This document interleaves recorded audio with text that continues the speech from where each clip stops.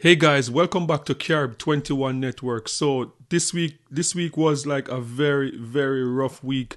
I think I'm running on about 8 hours sleep for the past 4 days. So it's been rough, like a very emotional roller coaster ride from, as I reported a few days ago, from not hearing from my grandmother, which she's celebrating her 103rd birthday on November 2nd. But now, I've heard from her. She's doing okay. My sister is doing okay. Like the family is doing okay. Little damages and stuff like that. But for the most part, life is the most important thing, and life has been spared.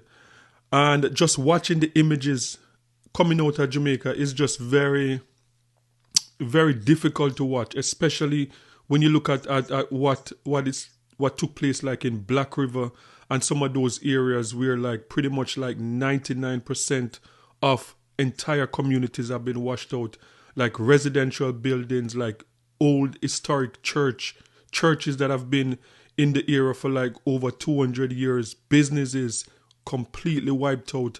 So it is just very devastating to look at the images, and to try and calm myself. I have to try and stop looking at some of those images, because social media is flooded with the images. Like, I have friends that lost their roof and lost all furniture and stuff like that.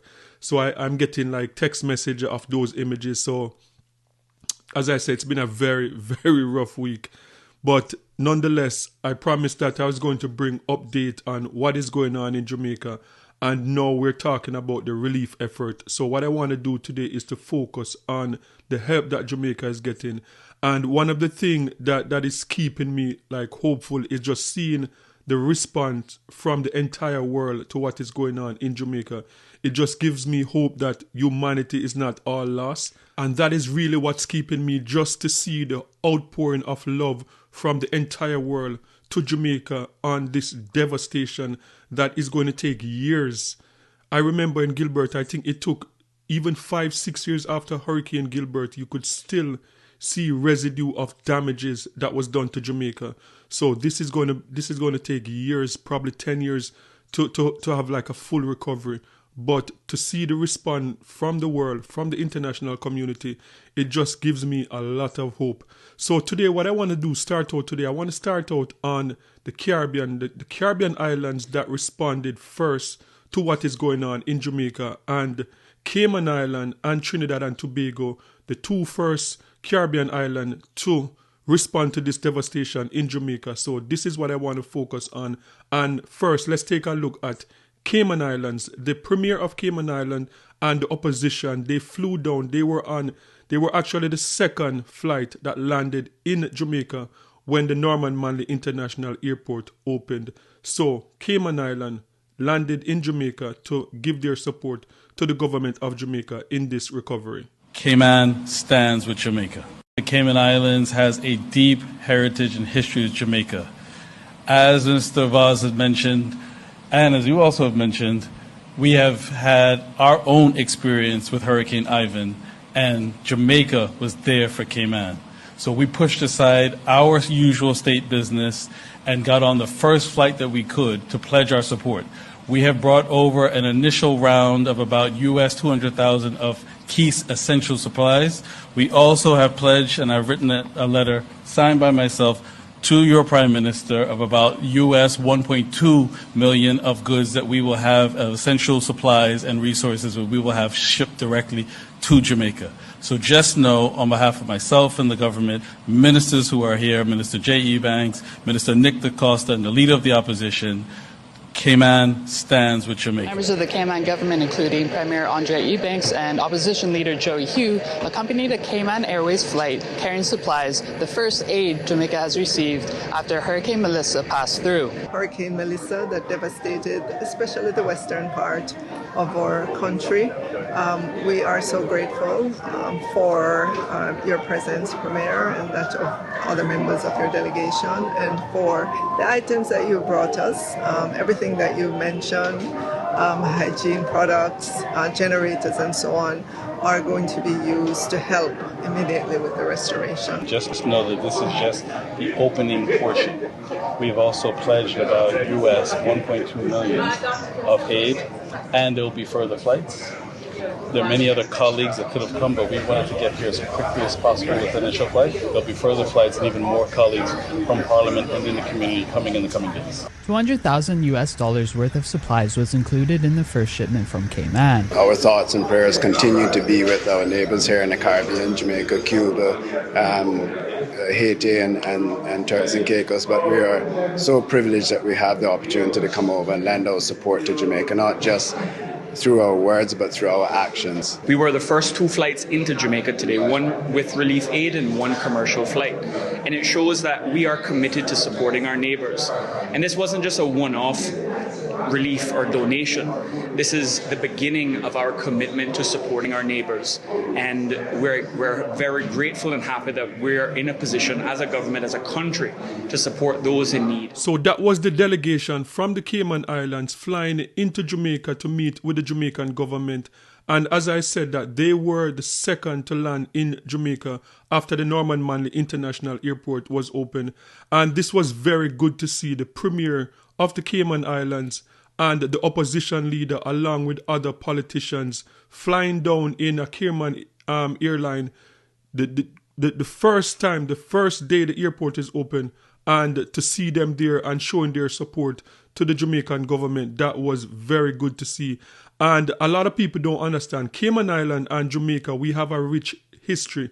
Cayman Island was actually a part of Jamaica before we gained independence. Cayman Islands was like how you have Trinidad and Tobago right now, a twin island. That was Cayman Island to Jamaica. So we have a long history that a lot of people don't know about, but it's good to see that the Premier and the opposition leader could be on the same flight coming to Jamaica and showing their support to the Jamaican government and the Jamaican people.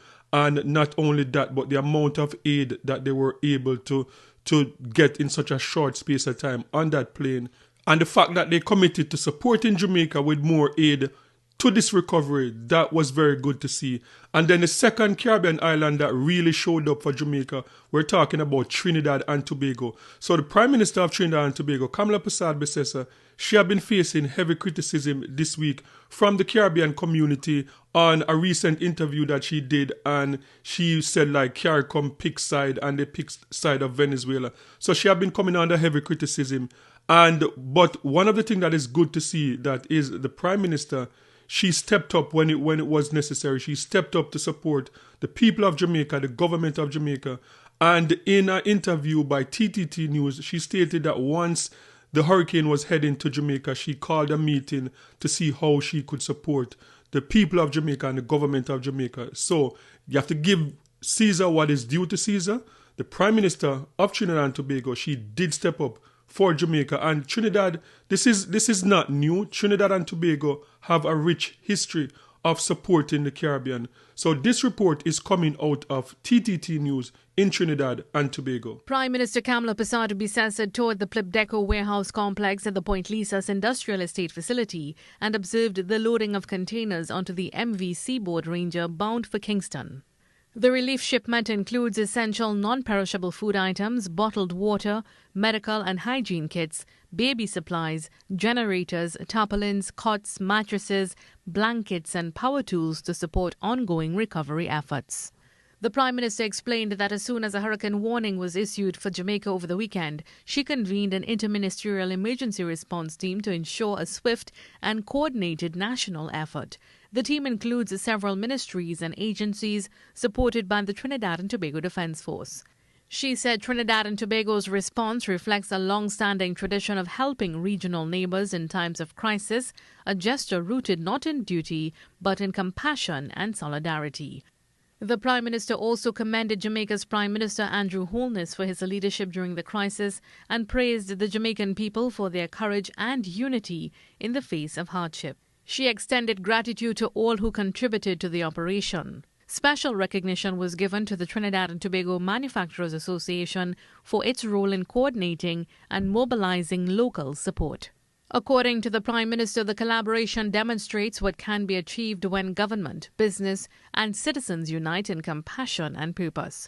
She added that additional shipments and technical support may follow in the coming weeks to further assist Jamaica's recovery. Mahalia Joseph Wharton, TTT News. And not only the federal government of Trinidad and Tobago stepped up by donating to Jamaica along with the business community of Trinidad and Tobago, but also the local government stepped up in terms of coming out there and asking the citizens of Trinidad and Tobago to support Jamaica in this recovery effort in terms of to buy non-perishable items and dropping them off at locations right across the island of Trinidad and Tobago, and also that they can donate money at the bank to help with this recovery. So not only at, as I said, the federal, the government level, but we're also seeing Trinidad and Tobago at the local level supporting their brothers and sisters in Jamaica. And that was very, very good to see.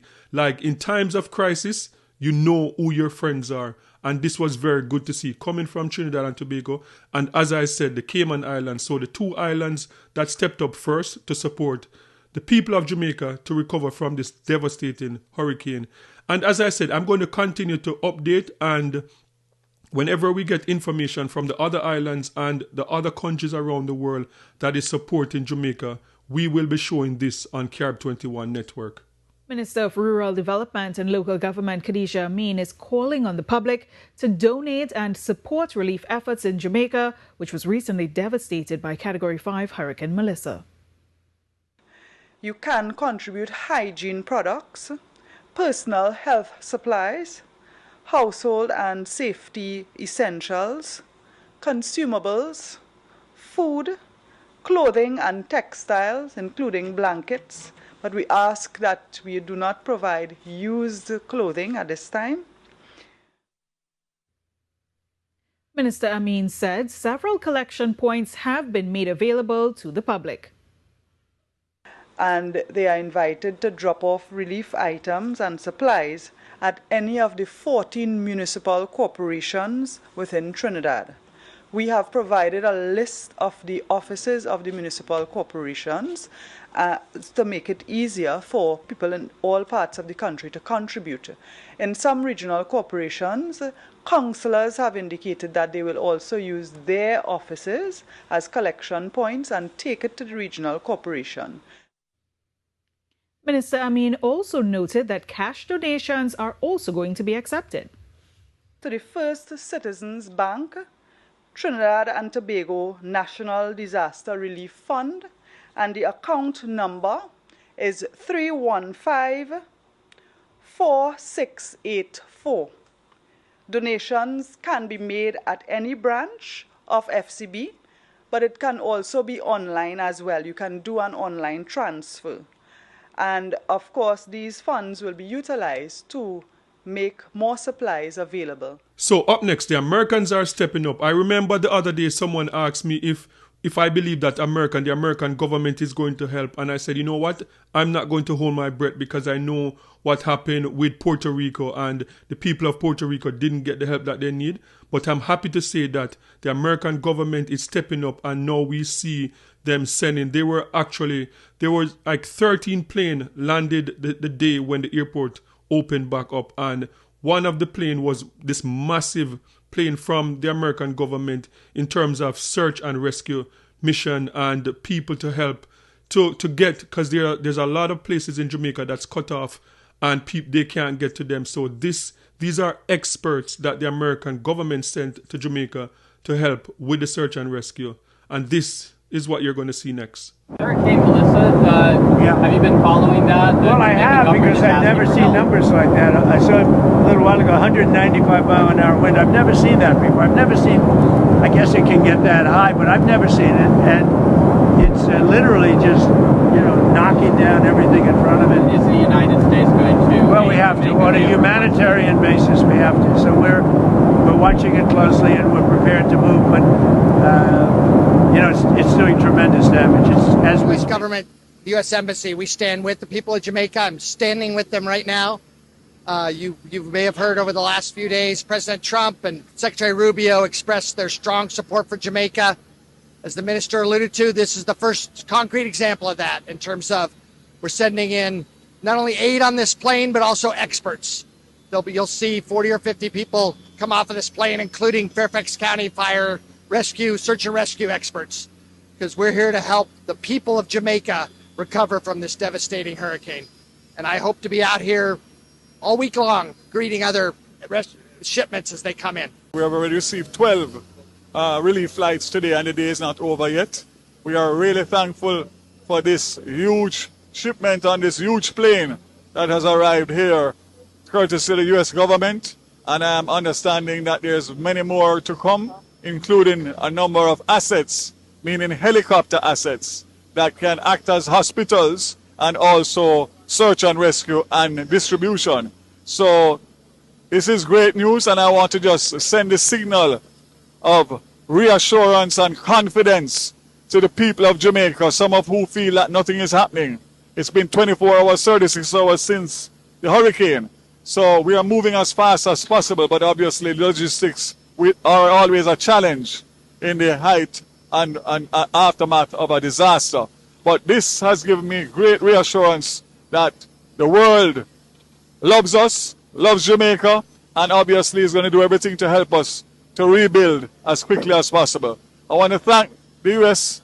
government, charge of affairs, very much for all of this, and we look forward to seeing what's coming out of this place. The 160,000 Jamaicans that live in New York City area, 8.5 million New Yorkers are lifting you up in prayers as the island of Jamaica is experiencing hurricanes, Melissa's, dangerous winds and rain.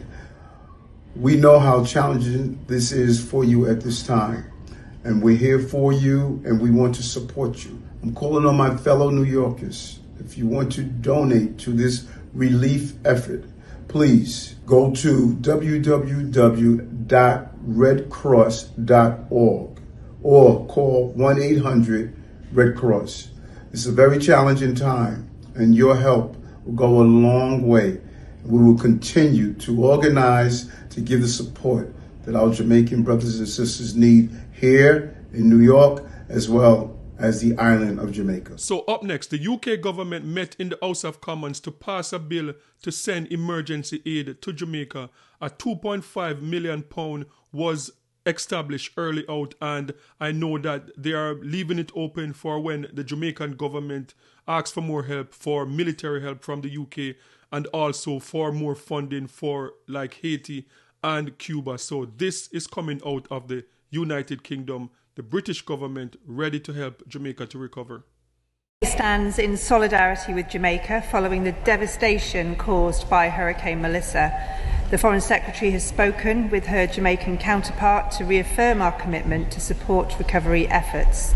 We've activated our crisis centre in London to assist British nationals in Jamaica, deployed response teams to the region, and are mobilising up to £2.5 million in emergency humanitarian aid to help Jamaica rebuild in the wake of this disaster. I thank the Minister for her response.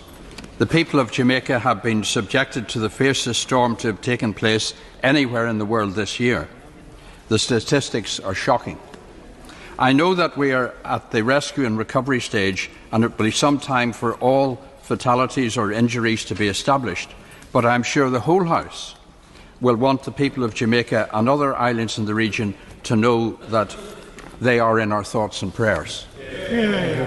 Can I take it that the personnel on site in the region, because we don't yet know whether there will be further damage to other overseas territories and other people as well in the region, but is she satisfied that we have adequate facilities in the area to give real support at the early stages, particularly with the restoration of power and water supplies to avoid disease and further distress?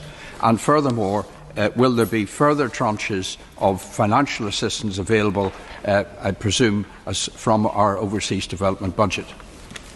So this next one is no surprise to any Jamaican. Every Jamaican would have seen this one coming. So this is Shaggy, Jamaican superstar Shaggy. And Shaggy is one of the Jamaican entertainers, Jamaican superstar that have given more charity to Jamaica than any other entertainer in Jamaica history. So it was no surprise when Shaggy stepped up. And Shaggy lives in Florida. He lives part-time in Florida and Jamaica.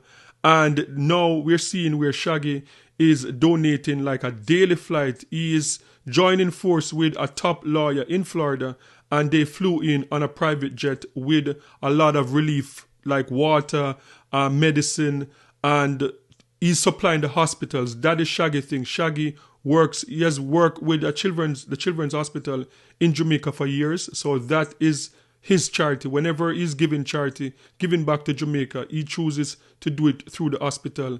And now Shaggy is announcing that they're going to have daily flight coming from Florida on this private jet to support the hospitals in Jamaica. So this is Shaggy and friends supporting the relief effort in Jamaica.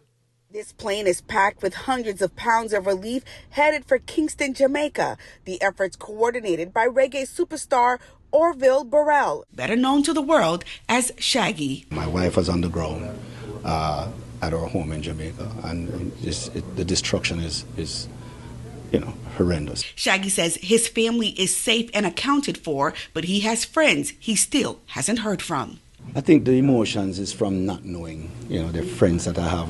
There's about 70% of the island that doesn't have electricity. A lot of the phone towers are down. Just not knowing is where the anxiety comes in. Shaggy says seeing the widespread devastation is his motivation to use his star power to do something. All of Black River, hospitals that are damaged, most of Montego Bay, and a lot of it on the west, on the coast is lots of damage. Also helping the star with the relief is attorney Dan Newland. We live the American dream in different ways, and this is our time to give back. And so really honored to be here with Shaggy because I feel like this is what we all do. While Shaggy will remain in Jamaica to continue to assess where the needs are, the airplane will be going back and forth, continuing to bring relief supplies. At Miami International Airport, Tanya Francois, CBS News.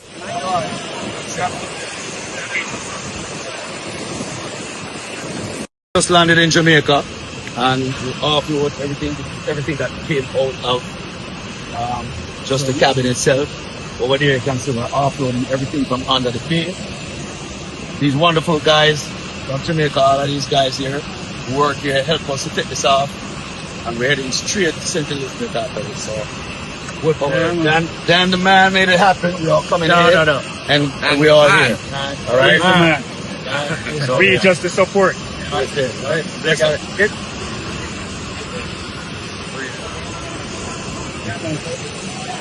So up next, the Canadian government is also stepping up to support the efforts in Jamaica. And in the House of Parliament, they met yesterday and they passed $7 million Canadian to help with the efforts in the Caribbean. And they're waiting on the call, like if they need military assistance in Jamaica to help with the recovery efforts. So this is the latest news coming out of Canada. Destruction across Jamaica, Haiti, and Cuba. Today, our government is providing $7 million in humanitarian assistance. That promise from Ottawa breaks down to $5 million for humanitarian partners providing aid such as sanitation and clean water, and $2 million for the World Food Program distributing food and relief. The government says Canada hasn't received any requests for military or personnel help, but stands ready. We're standing with the Caribbean today, and we'll be here tomorrow to help rebuild stronger, safer, and more resilient. We think this is going to be a little worse than what the initial reports are looking like. The group Global Medic has portable water purification units and family emergency kits on the way to Jamaica, offering drone service as well. Rahul Singh says being on an island poses additional challenges. There's less infrastructure and less capacity for folks to go to, and then with the flooding. And I wanted to end this video with a proud Jamaican moment. Eternal Father, bless our land, guide us with thy might.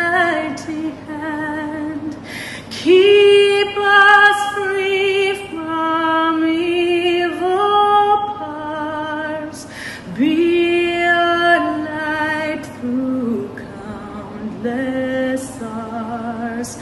To our leaders, great defender, grant true wisdom from above, justice,